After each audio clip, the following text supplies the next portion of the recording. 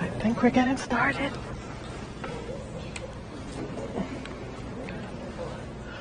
Okay.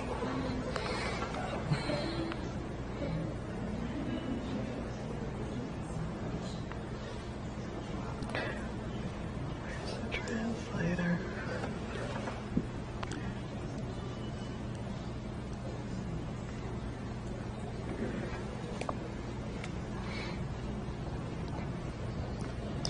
Approximately 8 months ago, we gathered at the Wilmington Library on 10th Street in Wilmington to take our first step in consolidating resources and collaborating our efforts to improve the student achievement gap and overall wellness, hence birthing the Wilmington Learning Collaborative, or the WLC.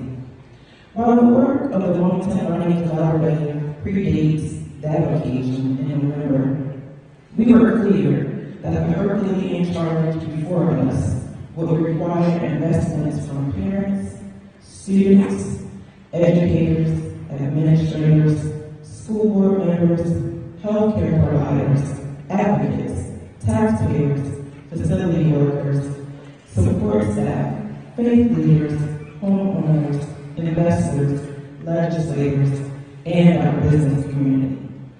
At that same meeting, I challenged members of our respective communities to continue to show up.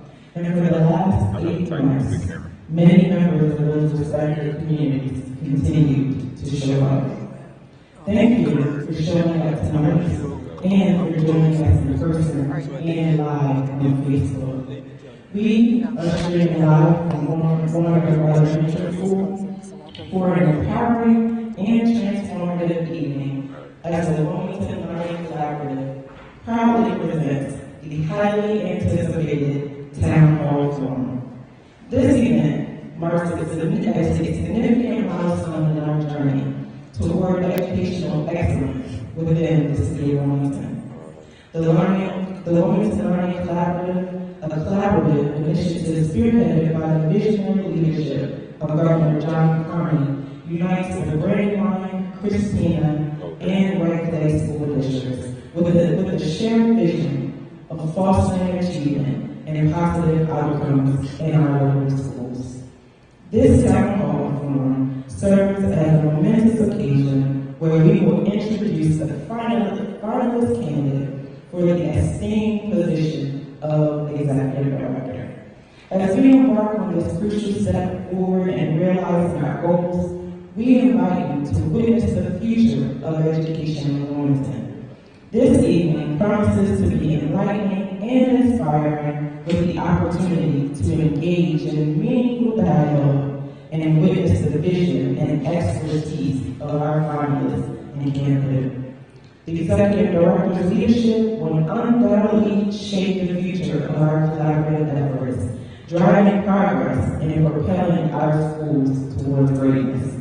We encourage all members of this community and those streaming at home to join us in dialogue for this landmark event. Together, let us embrace the transformative power of education and support the Wilmington Learning Collaborative and its mission to provide every student with the opportunity to thrive and succeed. Be a part of this remarkable occasion and prepare to be inspired as we unveil the finalist candidate for the role of Executive Director of the Wilmington Learning Collaborative. Before I bring up tonight's moderator, I would ask all members of the Wilmington Learning Collaborative Council to stand so you may be recognized at this time.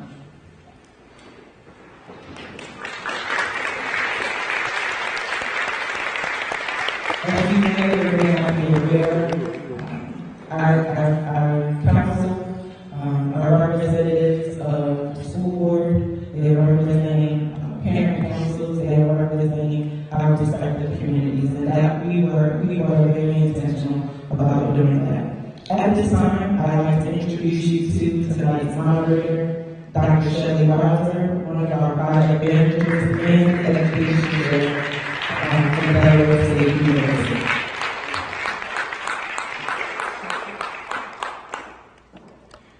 evening, everyone.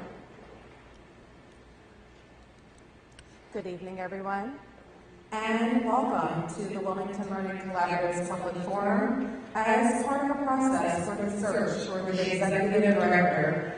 My name is Shelley Rouser. I am the Chair for Education at Delaware State University. Delaware State, in partnership with Empower Schools, is also serving as the project manager for the Wilmington Learning Collaborative. It is our pleasure to work alongside you for this exciting work. Tonight, I will moderate our discussion with our finalist for the Wilmington Learning Collaborative's Executive Director, Dr. Laura Purvis. Thank you for joining us in person and live on Facebook. We are located at Warner Elementary for an empowering and transformative learning event this evening. As the Wilmington Learning Collaborative proudly presents the highly anticipated Town Hall Forum. This event marks a significant milestone in the journey toward educational excellence within the city of Wilmington. As we embark on this crucial success toward realizing the goals, we invite you to witness the future of education in Wilmington.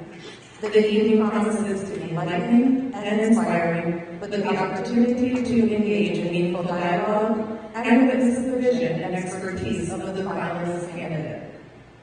The Executive Director's leadership will undoubtedly shape the future of our collaborative efforts, driving progress and propelling our schools toward greatness. We encourage members of the community, including parents, educators, and concerned citizens, to join us in this dialogue for this landmark milestone. Be part of this remarkable occasion and prepare to be inspired as we unveil the finalist candidate for the role of Executive Director at this Wilmington Learning Collaborative Town Hall Forum. Your engagement in the process is important for numerous reasons, but amongst those, the most important of them is this process gives the Wilmington Learning Collaborative a venue to gain more insights from the people of the community of diverse backgrounds and perspectives, a chance to voice their questions. You will have that opportunity. However, it also signals another important aspect of the Wilmington Learning Collaborative's work, and that is the interest in continuing to understand the community's needs and areas of priority and interest, and ensuring that this is a crucial part of the selection process for this very important position. Together, let us embrace the transformative power of education and support the WLC's in its mission to provide every student with the opportunity to thrive and succeed. Next slide, please. And next. Thank you. Let's recap the process that brought us here before we delve into the most important part. The WLC has thoughtfully moved through a selection process that started in February, as you'll see on the slide, with the posting, and then with the continued dissemination far and wide of the opportunity that continued into March. And in April, with resume screening, before moving to phone screening, and then face-to-face interviews with select candidates in May. And here we are in June. The community forum represents a pivotal aspect of the process before the WLC Council makes their decisions. Next slide. This graphic depicts that journey. So here we are in rounds 4 and 5. Next slide. In a few minutes, I will introduce the finalists, and then we will have an interview of sorts. A big old huge interview, Dr. Burgers, with Facebook and all. Following my questions, there will be time for your questions as well. We are gathering them through the QR code you see on the screen, or you will in a moment. And if you are unable to access that way, we will get cards to you. So just raise your hand, and one of our people will float around and grab your card. That allows you to write down questions. In the second part of the evening, Caitlin Pride of DETV will moderate the second portion of the session. She will collate and gather questions that are coming from the QR code, as well as those that are coming on the small cards.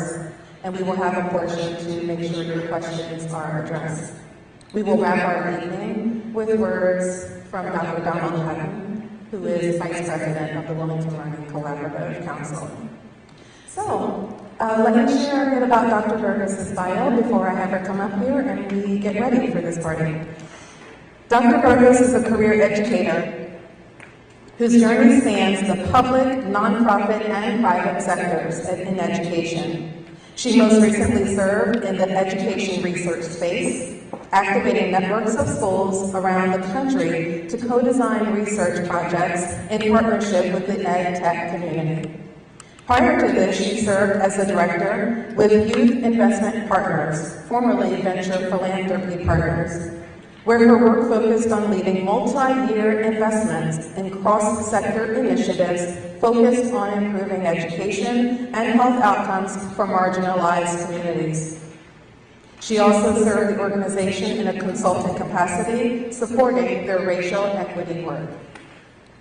Dr. Burgos arrived in the philanthropy sector from the University of Virginia, where she served as district support chief as a part of the Partnership for Leaders in Education, a joint venture between the Darden School of Business and the Curry School of Education. Burgos managed a portfolio of 6 school districts, serving as a critical thought partner to district leaders charged with leading school transformation efforts. Her leadership focused on coaching educators, education leaders on the implementation of district-wide action plans in service of improving education outcomes for historically underserved students.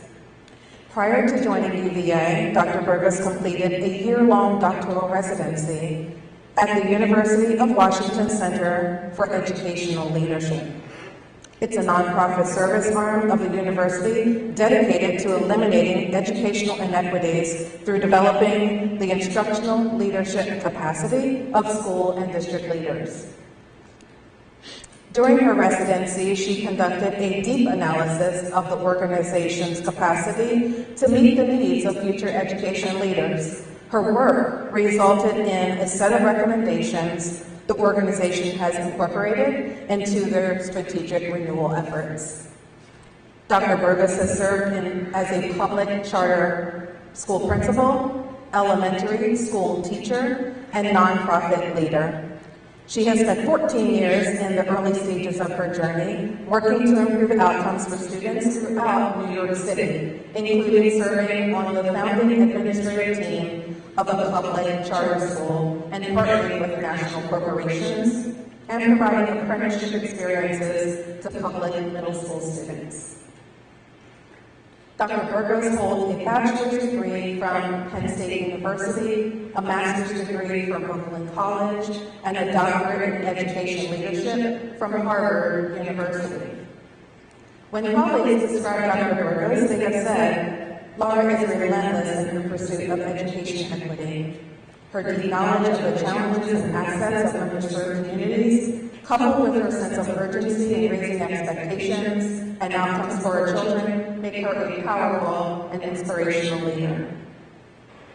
And others have said, she brings a sense of community to school-based problems and has a strong set of skills as a team builder.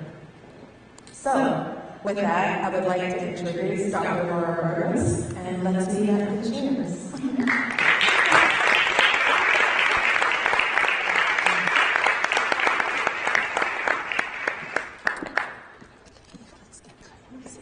Okay, pretend we're on a, the Oprah couch. This, what's my favorite? Yeah. Okay, so let's get started. Before we get to the serious stuff, let's have a little fun and get to know Dr. Burgos as a human being. Okay, so I'm going to share some rapid fire questions for fun. Okay. And then sprinkle them in with a few other questions that go a little bit deeper before we get to the true group interview. Okay. Okay, so vacation or staycation? Oh, definitely 100% vacation. With the toddler at home, I don't think there's such a thing as a staycation. Okay. And what do you do for fun? How do you relax? The outdoors, hiking, kayaking. I have to be moving, have to stay on my feet. Next. Fiction or nonfiction? Oh, we are living in some uncertain times, so certainly fiction need that escape. I hear you there. And what are you currently reading? Ooh, I am reading, let's see, one book I'm reading is Mothering as Social Change by Angela Garbs, and it really focuses on this idea of moving beyond, how isolating motherhood can be and getting back to this idea of establishing a true village and having collective responsibility for how we raise our children and build our communities. And just a sound check. Everybody hearing okay in the audience? No. Not at all. Get closer. Okay. All right. We're going to be really close. Okay. Maybe Pizza or Chinese food? All right, born and raised in New York City, tough question. Chinese food, a lot more variety, and vegan options. Okay. Interesting. Describe your favorite meal and why is this your favorite meal? Ooh, tough one. I personally think I make a good turkey meat chili, turkey bean chili. And I have somewhat of rave reviews in the household. So I think, sitting down for dinner is important for us as a family. We try to do it every day. And, we have music playing in the background and establishing those traditions. So anytime I can prepare a meal that's rich and warm, reminiscent of my childhood, I think that's important. Okay, news or podcasts? I've been spending a lot of time in the car, so podcasts. And if you became president today, what is the first bill you would ask? Well, I noted that I'm a mother, so universal pre-K has to be at the forefront. All right, last one. Words or actions? Actions. Keeping words have power, and I think how we frame ideas, is certainly critical. But until we make them actionable, they don't hold as much weight. Thank you. And the last question, tell us briefly, how long have you been in your current position? What led you to this work? Sure. I spent the last year in a very interesting space that I'll describe as education tech research. So working with the nonprofit Lean Lab Education, actually based out of Kansas City, although we're a remote organization, and partnering schools around the country with ed tech solution providers. The whole premise being this idea of co-design. We know as educators, we welcome a lot of different technologies into our classroom, but in order to do that in a way that benefits students, we need to make sure those technologies and platforms and tools have been informed and vetted and co-created with those who are closest to teaching and learning. So I've been spending the past year doing that work. What led me to the Wilmington Learning Collaborative, when I arrived in Wilmington a few years ago, we're a household of educators. I started having conversations throughout the community and hearing a lot about the premise behind this collaborative effort, being that my background has rested so much on this idea of collective impact and partnering across sectors, whether it be public schools, local government agencies, nonprofits, for-profits. I felt that there was a real opportunity to do something at a large scale in a way that broke down silos that often exist across districts. So I've been keeping a pulse on the work and the news and the council meetings. And when the opportunity presented itself and the council was ready to move forward with identifying an executive director, I thought this could be a role that where I could produce meaningful change in a very collaborative, unique way. Okay, so now we're going to dig into the next level of questions. And just a reminder to everyone, both those in the room and on Facebook that there is a question submission feature that's available. So please scan in again as a reminder. And if you just walked in the beginning, there was also a reminder that if you are unable to scan the QR code for your questions, we do have a paper card option for you. And is it's going to be active beyond 6:30? And we will keep it active beyond 6:30. We recognize that the timing has changed a bit, so we'll ignore that little tidbit there. So first question, Dr. Burgos, what is your vision for transforming education within the Wilmington Collaborative Schools? I think if I had to assign it a hashtag, I think it's really this idea of co-created solutions, and that begins first and foremost arriving at a clear definition of what the problem is. And when I say that, I don't mean what the symptoms are, but what are the root causes that are getting in the way?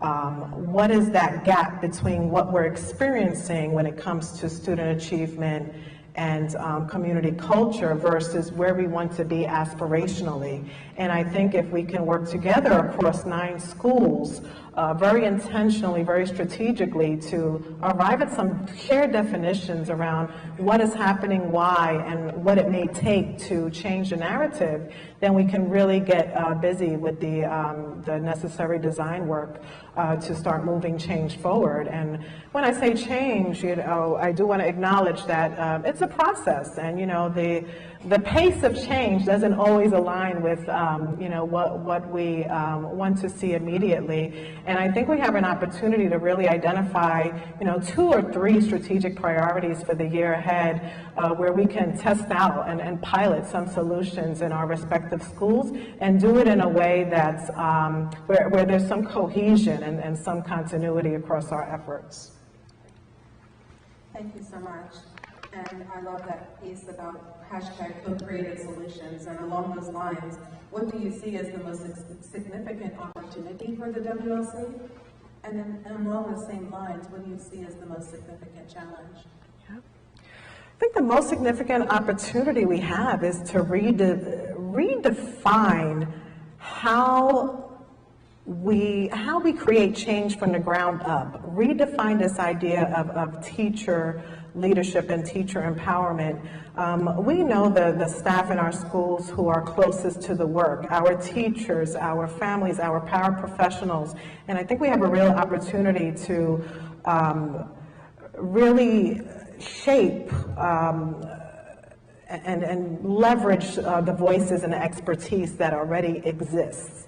It's not about coming in with new programs and new solutions and new magic wands, but really activating the existing experience that we have at our disposal. So I think that's the big opportunity, is redefining how we work together, how we work across schools and how we work across districts, how we share learnings, how we take risks, how we experiment in a way that allows us to be honest about what's succeeding and where we've made missteps and how we course correct. And then the second question, in terms of the greatest challenge, I think it lies in that same space around building trust across stakeholders to actually do that work. You don't just jump into creating change and managing the change process, but there's some healing and some trust building that needs to take place. I have some understanding of all that has transpired since the onset of the Wilmington Learning Collaborative. I know the expectations are high. I know the energy is positive, and everyone wants to see, something tangible happening and being communicated. And I think, the challenge will continue to be rising to that occasion and making sure that we're communicating where we are openly and honestly at each step of the way. Thank you. Thank you. So some of our schools have seen a lot of principal movement. How have you supported principals in becoming better leaders in the past? And in what way, and in a way that leads to recruitment and retention of top-tier educator leaders? So again, some of our schools have seen a lot of principal movement. how have you supported principals in becoming better leaders in a way that leads to the recruitment and retention of those top-tier educators?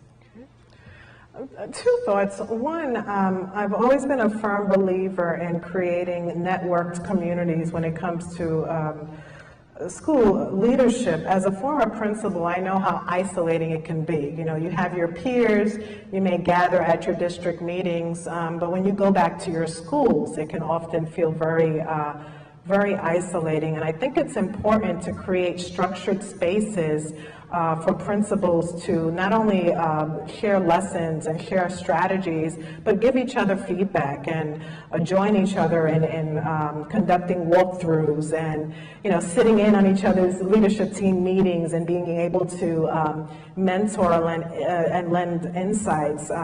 Something that was helpful for me as a new emerging principal was mentorship. Being paired with a seasoned principal who led a school that was comparable to that of my own. So I think providing those mentorship opportunities, providing those meaningful professional learning opportunities, and you know that may take place in outside spaces. You know, even outside of the education sector, I think all school leaders need to have a set of clearly defined personal and professional goals that lend itself to larger school priorities. But there has to be a clear investment. If I'm your thought partner, you know, I'm your mentor, there has to be a clear investment from myself in how I'm helping you access those opportunities and in service of what. I always describe it as the why behind the what. If you're attending this professional learning experience, how is it improving you to meet your personal goals? So I think there has to be consistency and continuity, and really getting to know, you know, the passion of our school leaders and providing pathways.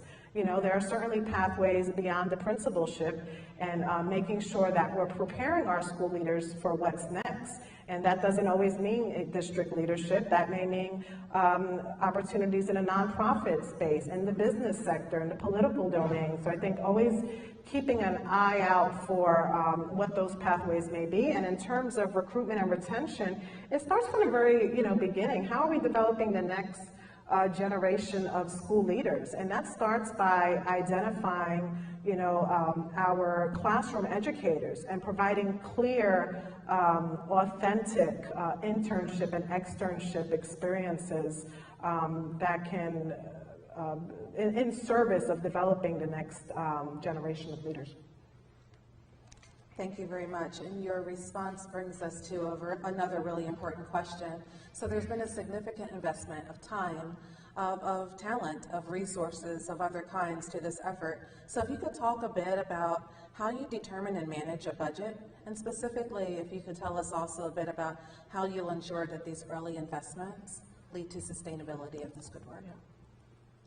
I think a key part of managing any budget is making sure that there is a clear set of strategic priorities, and that every budget line item can respond to that and work in service, you know, of that. I'll give you a small example from a recent grant that I managed. Working with Prince George's County Public Schools, we had the opportunity, working with the local development council, to provide teacher externship experiences, providing stipends for teachers to, and these were CTE, career and technical education teachers, to spend a summer within their respective industries. And the premise behind this was, if I've been in the classroom for 10, 15 years, and let's say I'm a culinary teacher, I've been a bit removed from my industry. It's going to serve me well to spend some time at different institutions and in the, you know, restaurant sector to upgrade my skills, which would then lend itself to my instructional practice.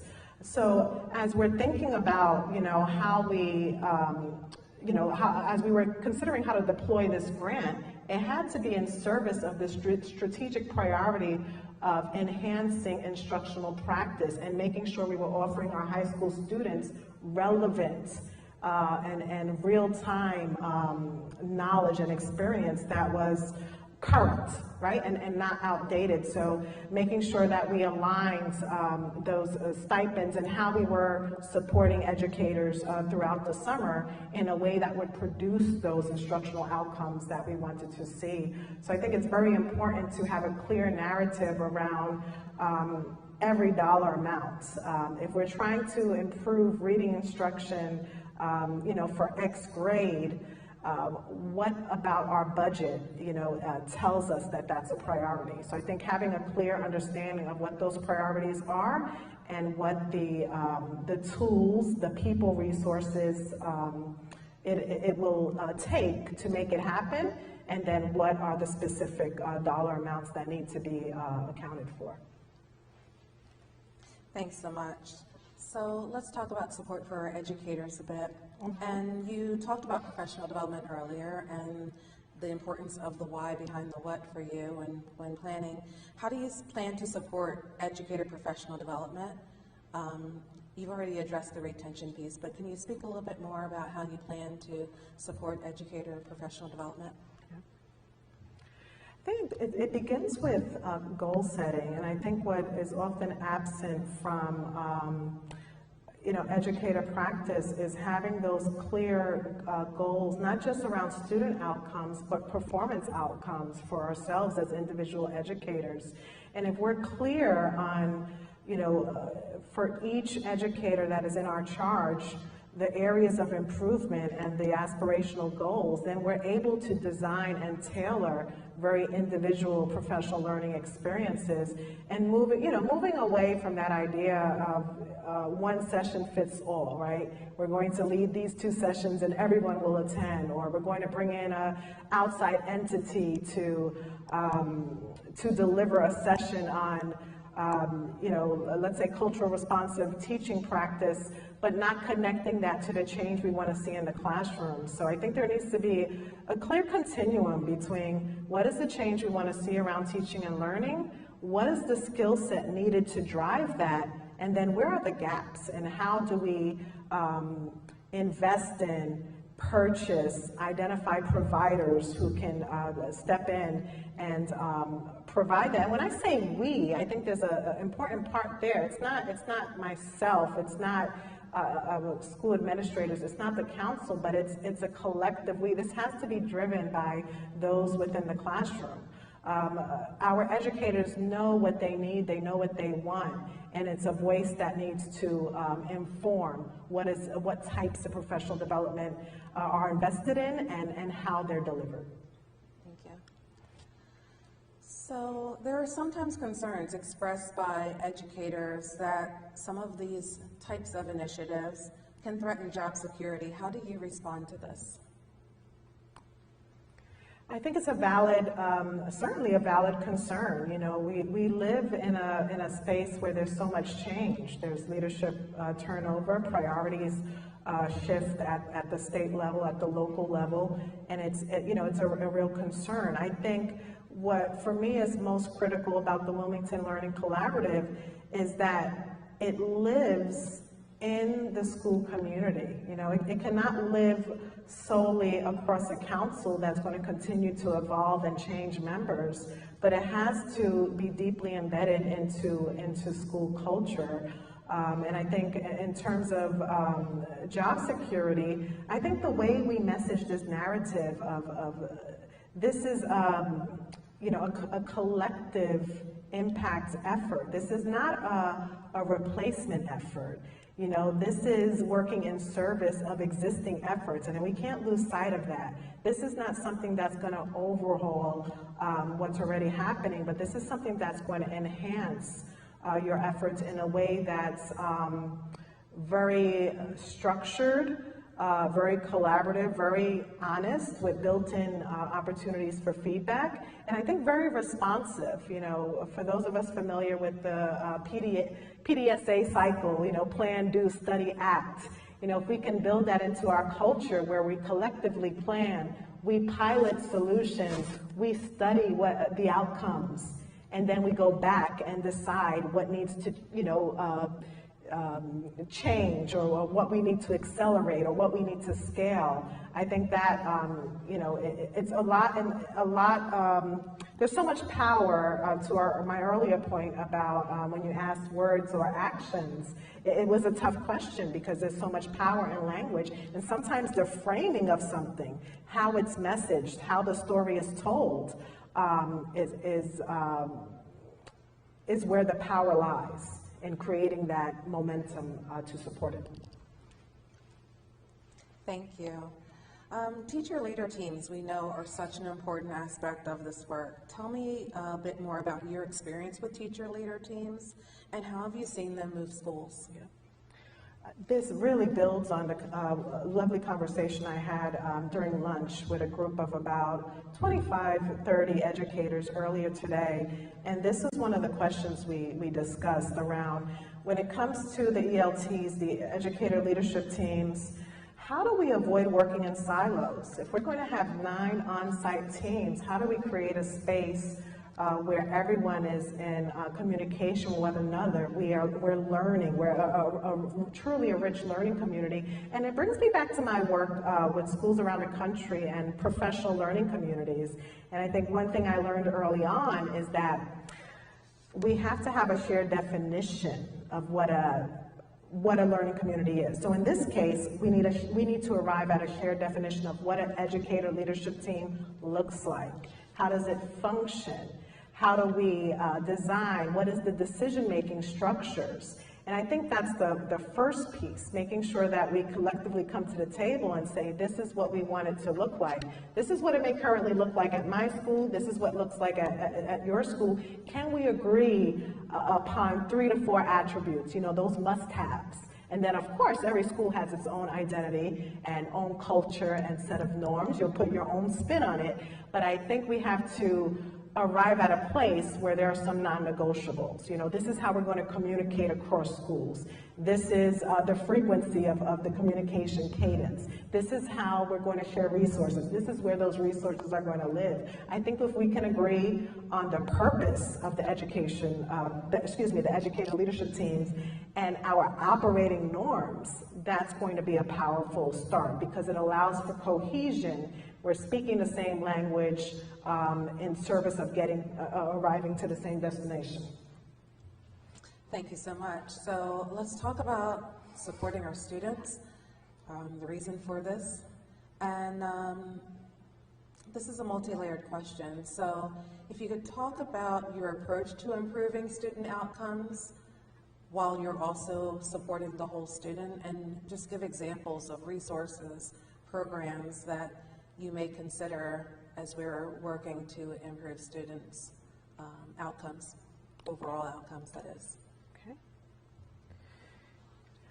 I think I'll begin by saying the more granular we can be, the better. And I'm thinking along the lines of a typical SMART goal, right? I think the more granular we can be around what outcomes are we improving, for whom, what are our targets for specific student subgroups? What has the historical longitudinal data taught us? What trends are we noticing?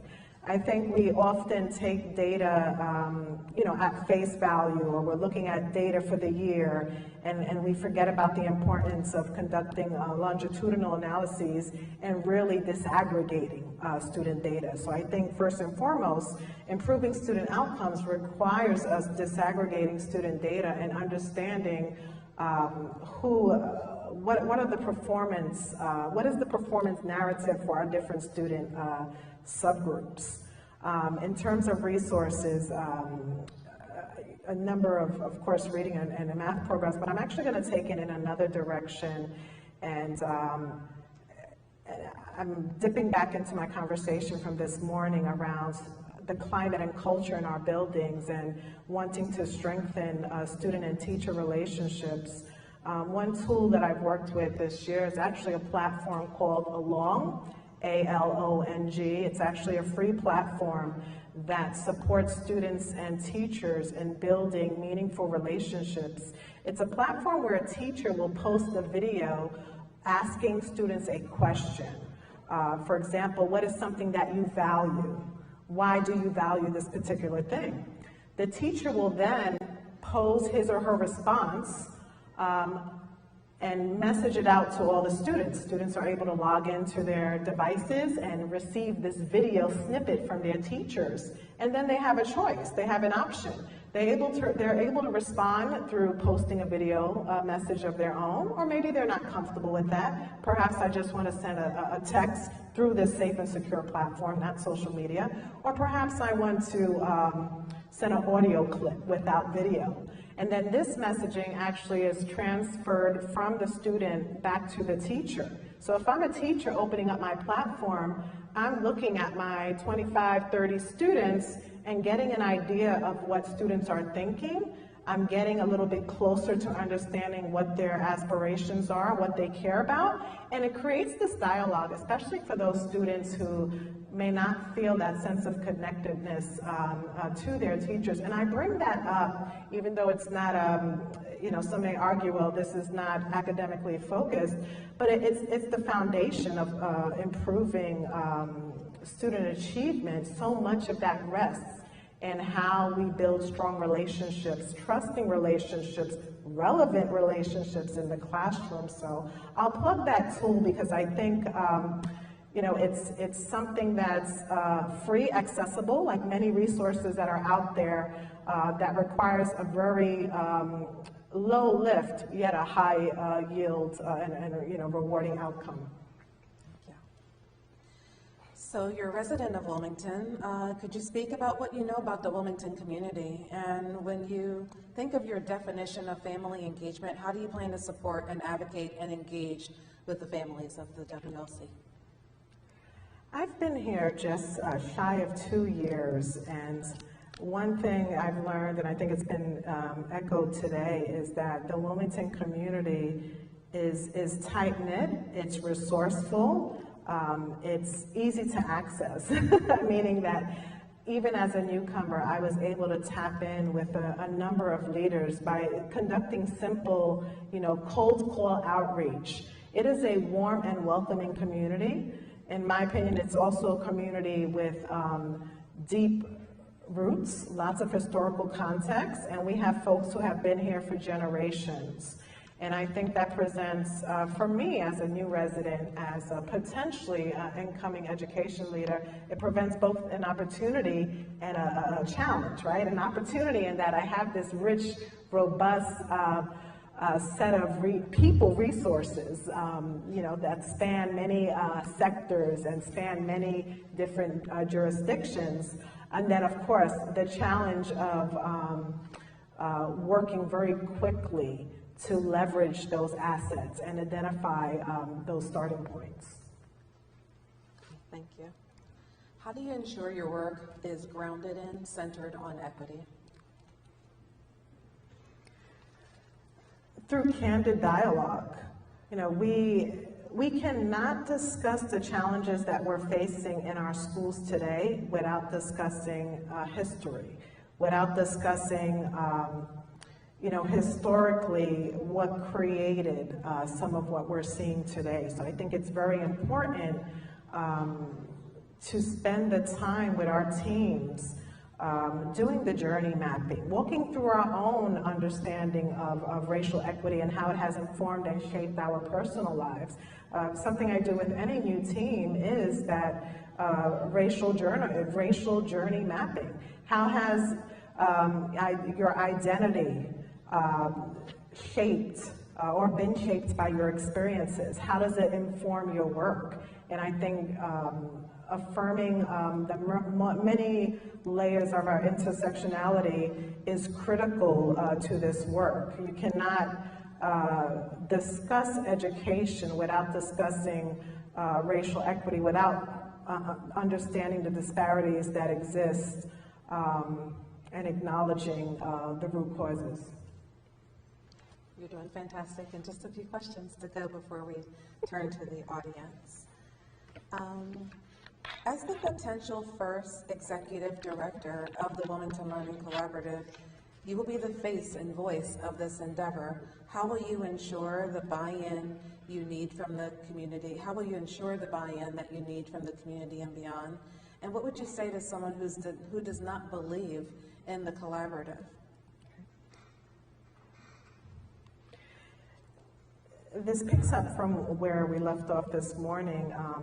The executive director who assumes this role is going to need to establish themselves as the face of this work, and that means being deeply connected and plugged in everywhere. That means sitting in on each of the respective districts' board meetings. That means being on site, being accessible. That means creating what I describe as an information hub, that information hub, that one-stop shop where everyone can learn more about the collaborative and what we've been up to and where we're going and what we've learned. And this morning I had some great conversations around the idea of what I would call a community scorecard, right? We're holding ourselves accountable collectively. There has to be a way to do that, that's beyond, back and forth email and newsletters. I think there has to be a clear set of metrics that are established collaboratively that hold us accountable. What's going to happen this year? What will success look like?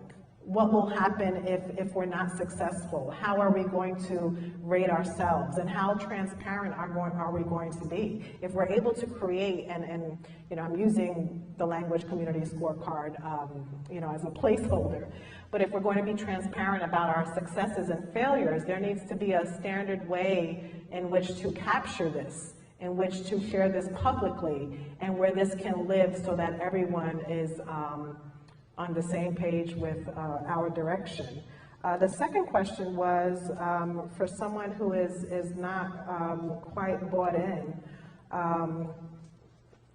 I think we have to be very thoughtful in how we're creating different opportunities. Not everyone is going to be able to participate formally in a educator learning team as a team member, but there has to be other informal options, and we need to focus on reducing barriers to participation. This morning I talked about, if we're having sessions where we're designing, where we're planning, we're strategizing, we're deciding what we're going to do about third grade reading achievement, we're whiteboarding and mapping this out, there are going to be barriers that prevent community members from participating, whether it be childcare, whether it be transportation. We have to be thinking ahead and make sure that we've accounted for all of that, whether that's on-site childcare, whether that's shuttles. We have to really be thinking about removing any barrier there is to participation and providing a multitude of ways to engage with the collaborative. Not once a year, not once a quarter, not some random survey that goes out at the end of the school year, but meaningful ways where everyone feels that they're a contributor in some regard. Thank you. And one final question for me. Why are you the right person to lead the Wilmington Learning Collaborative in its first year of operation and beyond? And is there anything else that you'd like to share with the audience? You can use this time for that as well. A little too eager. I was reaching out for the mic. I think something that I pride myself in saying, and you'll notice this if you follow any of my work or look at my bio, is that I will be very open and honest in saying that my journey as an educator has not been linear. I've been blessed to really focus on the journey, not the title, not the role, not the latter step, but really on figuring out what's the next problem that I may be able to solve. And I always frame my work as wanting to do innovative things with good people, solving the right problems at the right time. And I think what I bring, I don't want to say I think, it's such deficit-based, what I know, what I know to be true, what I bring to this work is multiple lenses. I've been an educator, I've been in the classroom, in the trenches, East New York, Brooklyn, one of the most historically silenced and narrated communities in the city. And I know what it is to be in the classroom and not have those resources at my disposal and to be fighting every day. I know what it is to be a new principal without that support, without that mentorship, just trying to, build from scratch.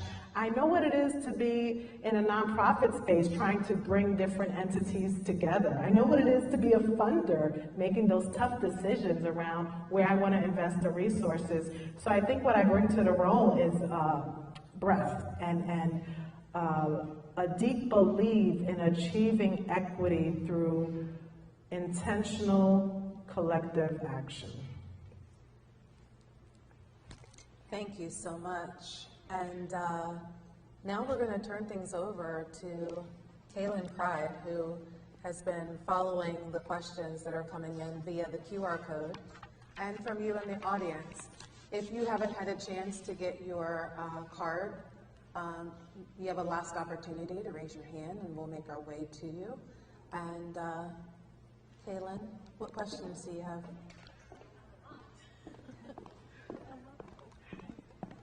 Would you like to join the chair and squeeze in and join the party? Okay. All right, so we received over 40 questions from those in the audience, from those in the community.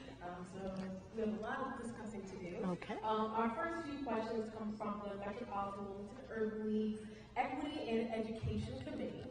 I'll start off with the first one. There's a few parts to it. It starts out by saying, please share a concrete example of a policy that results in disparate outcomes for Black and Brown students. Share how you facilitated policy change in a public education setting, and how did students benefit from your policy-led efforts? Okay. I'll talk about my work in recent years with youth investment partners, and another thing that emerged from earlier today.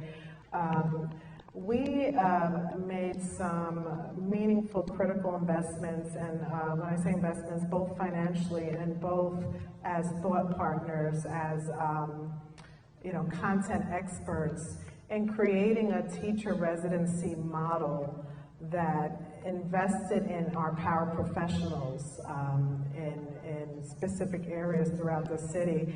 And that was critical in terms of student outcomes, because we were prioritizing a subgroup of educators who are often overlooked and overshadowed, and we were creating pathways into teacher certification. And in doing so, we were focusing on developing talent from within, right? Not outsourcing, not bringing in folks from, other zip codes, but working with folks who knew the community, who were from the community, and then forging those positive, healthy relationships and working to create that next generation of educator in a way that reimagines who we consider to be educators and education leaders. And oftentimes there are those support roles in our buildings that can easily be overlooked. Excuse me, just one second. I just want to make sure. I just want to make a moderating point here. So I do understand there's about 40 questions that have come in. So I just want to make sure that if we don't get to your question, we will definitely make some space for, like a frequently asked questions that we can follow up to make sure your questions are addressed. So I just want to make sure that anyone in the audience whose question isn't addressed, that you'll know we'll have a plan for that. Thank you. And I'll work on brevity. All right, you just discussed, in a sense, bringing the next generation of educational leaders. Our next question is, could you describe in a straightforward term what success looks like for the WLC, and how will success be measured? I started responding to this in some way with this idea of having a community design set of metrics, and I think it's going to be a collective decision in terms of what success looks like. And from my vantage point, success means improved student outcomes, increased teacher recruitment and retention, increased teacher and leader satisfaction. And then there are those, those are all quantifiable, but then there's that qualitative data around the experience of community and connectedness. Do our 9 schools within the collaborative feel that they're connected? Do they feel that they are co-creating the solution, or do they feel that they're having new mandates and additional work being imposed upon them? So I think the ongoing feedback mechanisms will be critical. At the end of the day, student outcomes will be the headline when it comes to how successful we are, and there's so much that goes around, so much that intersects with that, around retention and around the positive experiences that our families and educators are having. All right, our last question from the Urban League's Equity and Education Committee. It sounds familiar from before, but why Wilmington? Why now? And why should you be the candidate of choice? Why Wilmington? I think when we look at the size, we have a community that is the size, when you think of size and location, right? We have access to so many resources. We have a community where we can access those in power. We can work across hierarchy. It can be done. You know, we're not talking about a city that's 8 times the size, but I think we have that working in our favor. We also have folks with deep roots, you know, so we have folks who are committed and invested into making Wilmington education a leader in the country. And I think the fact that we've been able to bring 3 school districts to the table and achieve agreement and support for something that doesn't happen often, and that I can't point to another city in this day and time that is approaching it in this manner. I think we have the momentum, the curiosity, and the desire to partner differently.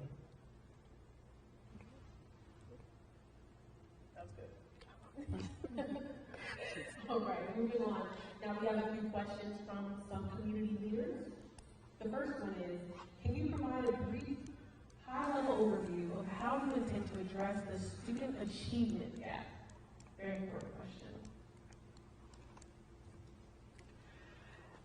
First and foremost, I want to say that we have an opportunity to reframe it. When I hear achievement gap, I feel that the term itself is rooted in a racist narrative where we're comparing one subgroup of students to a bar that we feel is set by another group of students, and that serves no one well. So I think one thing we can do is reframe that narrative not as an achievement gap, but as really individualizing our approach to different student subgroups and being very honest about the persistent inequities beyond education, healthcare, housing, and how everything contributes to what we're seeing in our classrooms.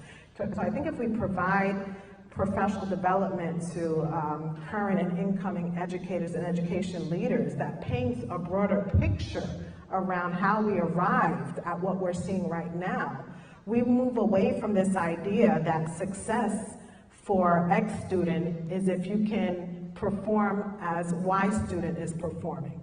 Success for all students is being, of course, at or above grade level, being proficient, being healthy and happy, being eager, being in classrooms where there is relevant instruction, where our identities are affirmed. So when I think of success, I don't frame it in terms of an achievement gap, because I think that's rooted in a deficit and racist narrative. All right. In entering this role, what would you name as your top 3 priorities in the first 90 days? Woohoo. That moment where I wish I was like, oh, let me just go without the 100-day plan. Top 3 priorities, number 1, building relational capacity. I need to get to know the community. I need the community to see me in all my elements, right? My identity as not the whole resume piece, my myself as a human, as a mother, as an advocate. So I think that's first and foremost. Being with the right people in the right places and kind of nudging and you know, forcing my way in. So I think first and foremost, that's number one. Number two, building out a communication strategy, a clear cadence. It has not been lost on me that there are lots of lingering questions around what is happening with the council, what has happened, how come this is not happening, how come I don't know, how do I find out? One of the strategic priorities that I know in my, this is my draft, 100-day plan, would be building out what that looks like. How often and through what mechanisms are we communicating our work? What does our website look like? How do we create a living website that's interactive, where you can access real-time information around what we're doing, what we're learning, what we're thinking of next, how you can inform and provide feedback. So that would be number two. And then number three, building out the team infrastructure. You know, this work, of course, doesn't start and end with the executive director. I see my role as, you know, the orchestrator, the facilitator, but the expertise, the talent, the brilliance is already here, right? In this room and beyond, it's my opportunity to create a guiding team that's going to lift that up and suss that out. And I need to think about what are those roles that I need to bring on alongside me to support my efforts in a way that it doesn't become kind of top-heavy, right? Oh, I have a team of 10, there goes the $7 million budget, it's all going on salaries. No, but really being thoughtful around what are those roles that are going to lend itself to academic support at the ground level, financial and fiscal sustainability for the collaborative. What are those roles that need to maybe be permanent, but what are those roles that maybe are short-term and can be contracted out? How can we be really thoughtful around how we're allocating funds to support those positions? We were ready for that one. I thought you never died. I thought you would never ask. All right.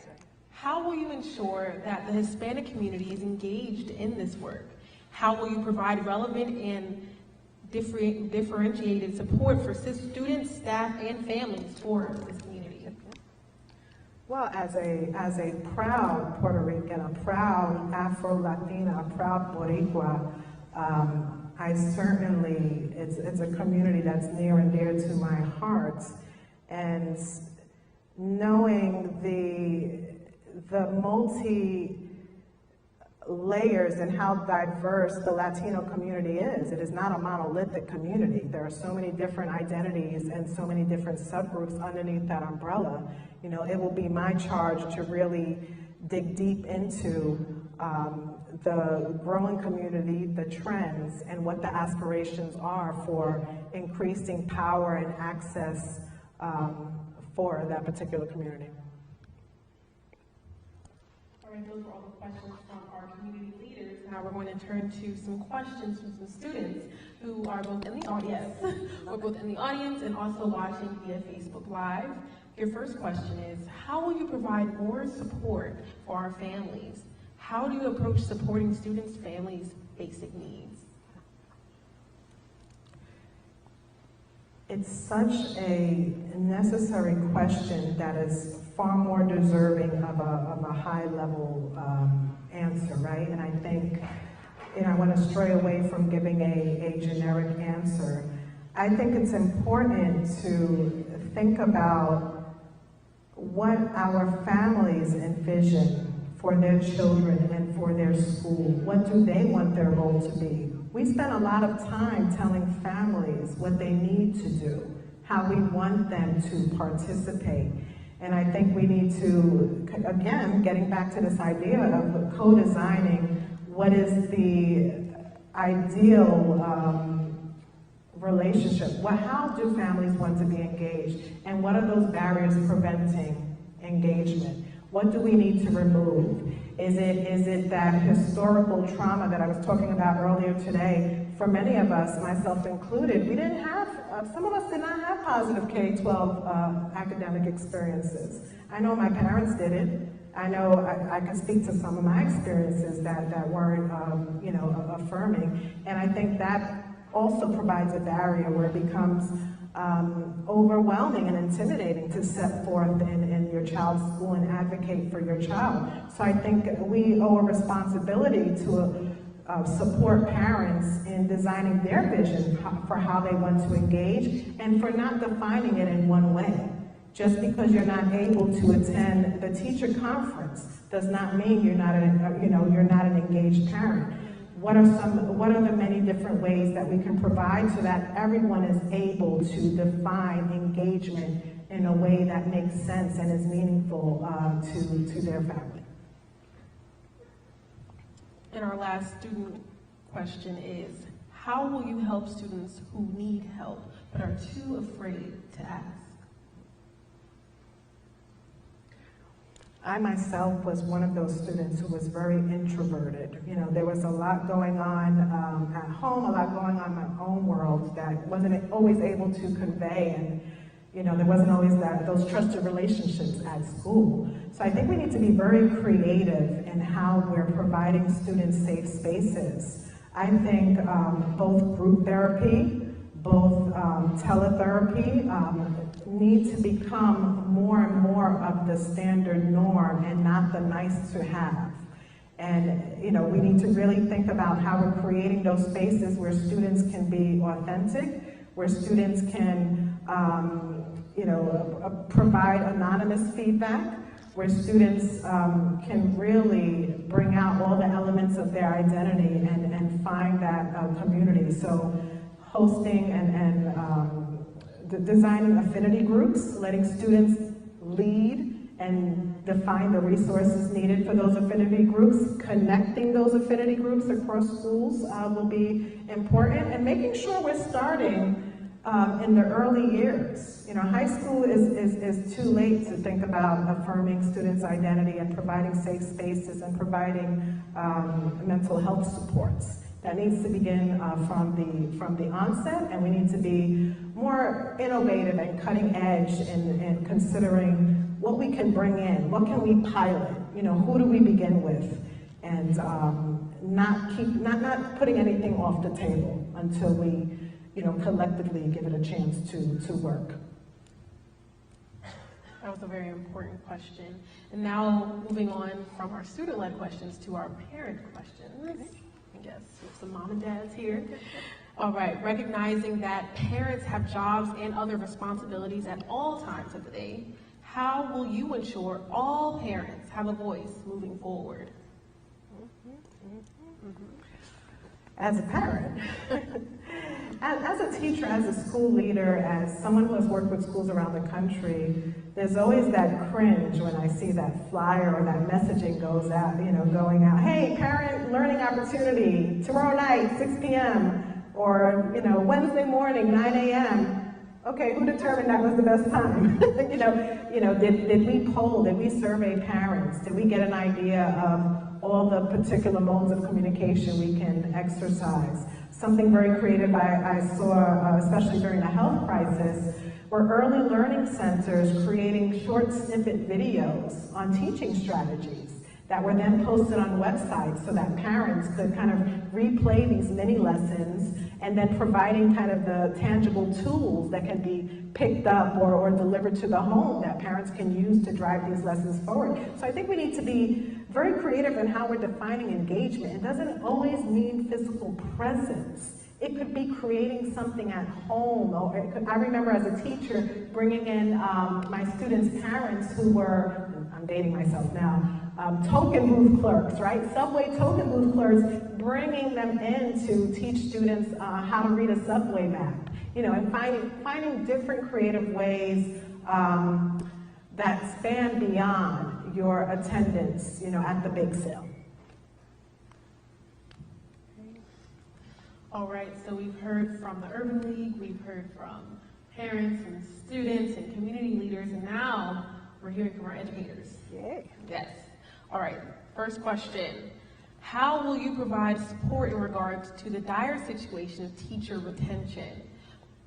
This educator says, my school loses many educators year after year. Students regularly ask me, why do teachers always go to another school?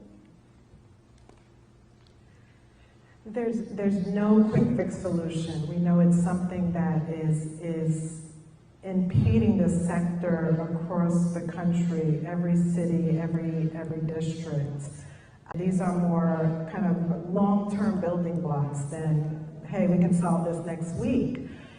I think one is we need to, and getting back to the paraprofessional example, reimagine a pathway to teaching and what is the profile of an educator? I think there are many people within our community, whether we're talking about paraprofessionals, teaching assistants, career changers, second career, post-retirement. I think there are many different profiles of who tomorrow's educator can be, and I think we need to be more thoughtful about creating pathways into becoming a certified teacher. And I'm seeing some energy around this, back home within the New York City Department of Education, the internship piece, providing paid internships to aspiring educators, targeting high school students. I'm very excited to see that in my son's summer camp class, he has a high school student. And she was very honest that this is her first experience in the classroom. I'm like, oh, this is so exciting. This may inform your desire to become a future educator. So I think we need more and more of those experiences. We need to tap students early on and rebrand the teaching profession. Because right now, if you ask students, what's the most exciting field to go to, many students may say the tech industry, right? Or entertainment. Those are very innovative, flashy sectors that have kind of an image. We don't have an image for the teaching profession. And I think how we promote, how we brand it, how we capture photos of the educators of tomorrow will be critical. How we work with networks, like the Black Educator Network in Philadelphia, and this idea of leading the charge to increase the number of Black teachers, especially Black male teachers in the classroom, partnering with organizations and nonprofits who are already seeing some energy in that space and creating those funnels of how we get those folks here, partnering with the business community. How do we make, not just how we grow our own talent, but how do we also consider how to make Wilmington an attractive place to settle and begin your teaching career? All right. Over the past decade, districts and teachers have been through many ideas for school improvement. How is the WLC different, and how will you measure success?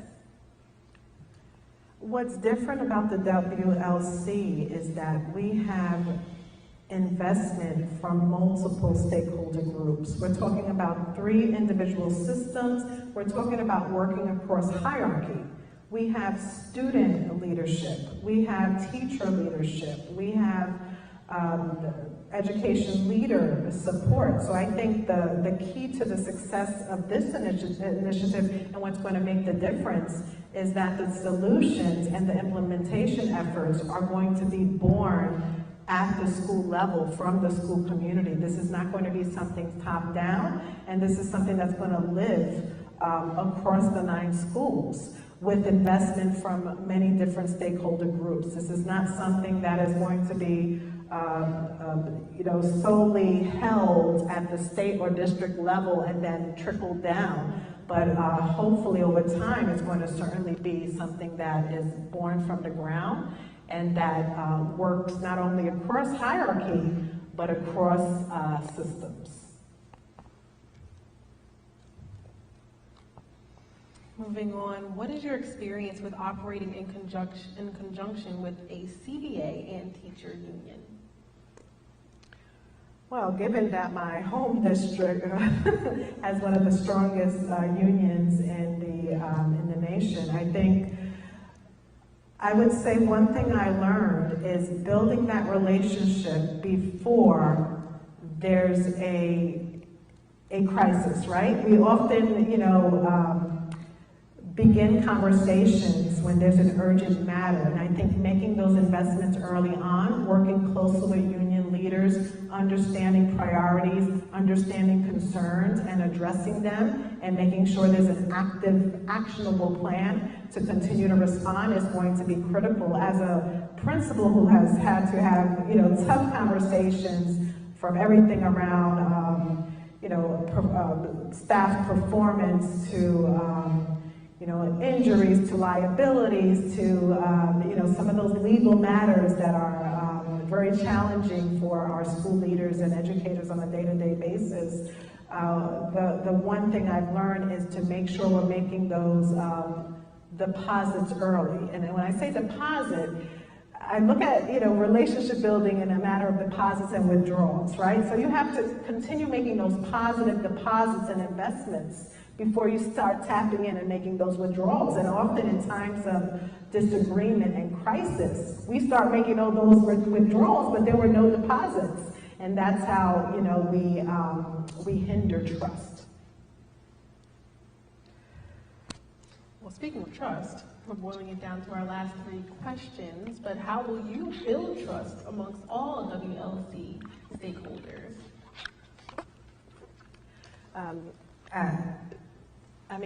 As with I think so many other of my responses, certainly no easy answers, but I think one, leading authentically and making sure I'm making time to hear everyone. I think for the executive director coming in, those one-on-one touch points are going to be key.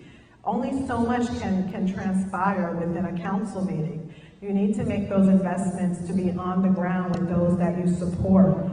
As a thought partner, as a resource, not as a entity just lingering and hovering and offering a watchful eye, but as someone who is rolling up their sleeves and on the ground with them. And I think by leading through example, by bringing my full self, by visiting schools in a way that is supportive and not sitting in the back of the classroom with a little black notebook, but actually jumping in and co-teaching a lesson and having fun and kind of lifting up all those elements of my identity. You get to see me as a human, as someone who shares the same interests and goals as you, and that happens over time. And I think it happens through thoughtfully making decisions together. Okay, you said 3 more, I'm counting. Oh, okay, yeah. Now we're at 2. We have 2 more. 2 more questions. $7 million sounds like a lot of money, but you have talked about hiring a staff, which will be expensive. How many staff do you envision hiring? How do you plan to maximize the $7 million budget to get the most funding into the 9 schools in the WLC? Yep. Again, this certainly has been one of the themes that have come up today. While I won't put an exact number, I don't, I can't commit to that right now. But I will say this, I think we have so much at our disposal, and often when it comes to leading a new initiative, we can be quick to bring in new talent, or bring consultants, or partner with other agencies. And I'd like to begin by doing some asset mapping. Who do we have within? We have so much expertise even in this room. Does it make more sense to bring in an outside contractor when I have an expert at X school whose expertise I can benefit from, but who also, could benefit from that additional compensation and stipend opportunities. So I think the distinction I'm going to have to make is which are those roles that will directly lend itself to student achievement, whether it's academic officers, whether it's professional learning facilitators. What are those roles that will lend itself directly to student outcomes? And then what are those roles that also will ensure sustainability?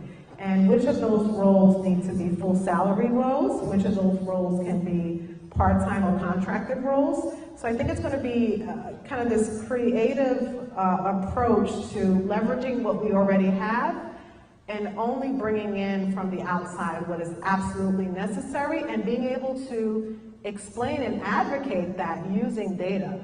You know, I think having, I would say, receipts for and clear evidence for why each role is necessary and for what the desired outcomes would be for each role will be critical.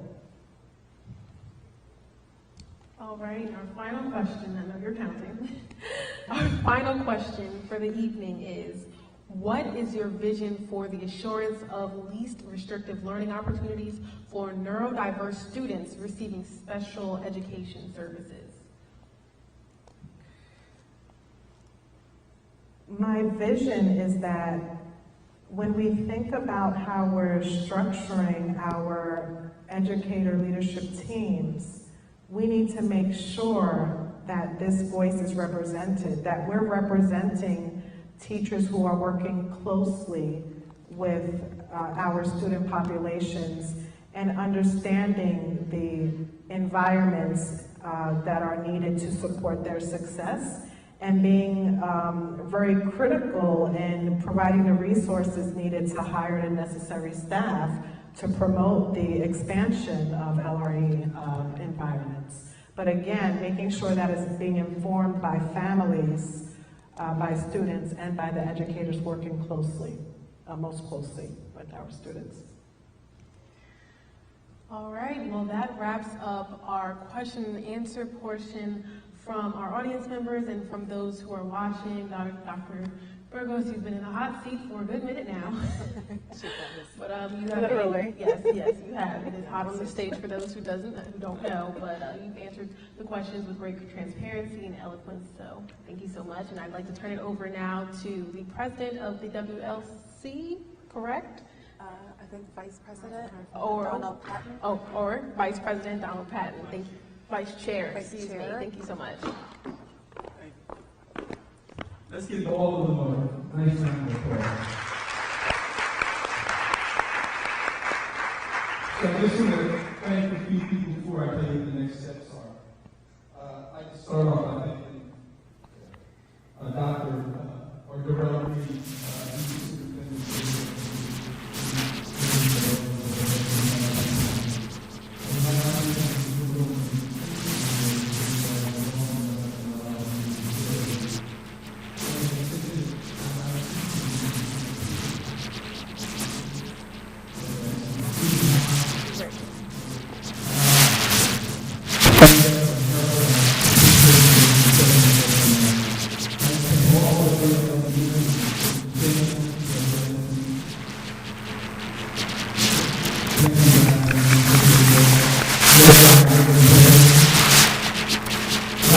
moderators.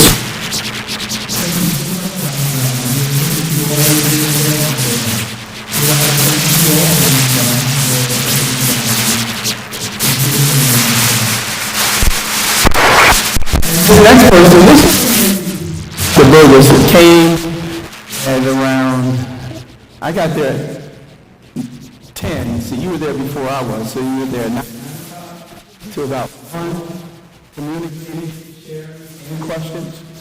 And then you turn around and back here and an excellent job. So we'd like to give her a round of applause. Thank you. In the hot seat. Yes, literally. And then we'd like to thank all of you for coming out. We'd like to thank those who are virtual for their questions. We'd like to thank each of you for your questions. The next steps for us is to digest this process, feedback from everyone. And on Thursday at Harlan Elementary School, we will have, and also stream, we'll have our opportunity to discuss our finalists and make a decision on what if, when, how we come away with an executive director. We again appreciate your willingness to answer all these questions from the hot seat. You did a superb job. Proud of you. Thank you very much. Reverend Perry, do you have anything else before I? Okay. So Last, I just want to say, the folks back that were making all this happen, we appreciate each one of you also. Thank you so much. Have a safe trip home and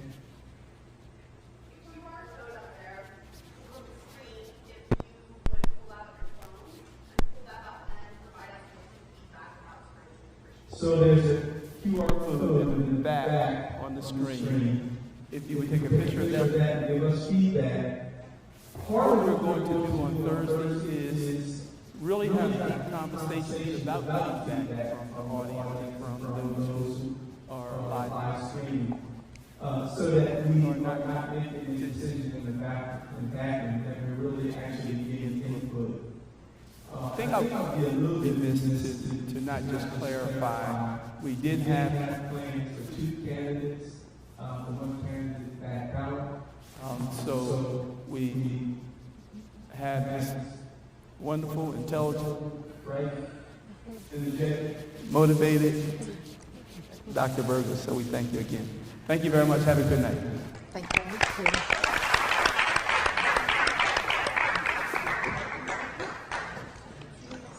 Oh, mine. Good job, young lady. Please come back and do this again with us. Well, not anytime. Thank you. Thank you for the opportunity. Thank you for the space. Oh, you need the, it's on my neck.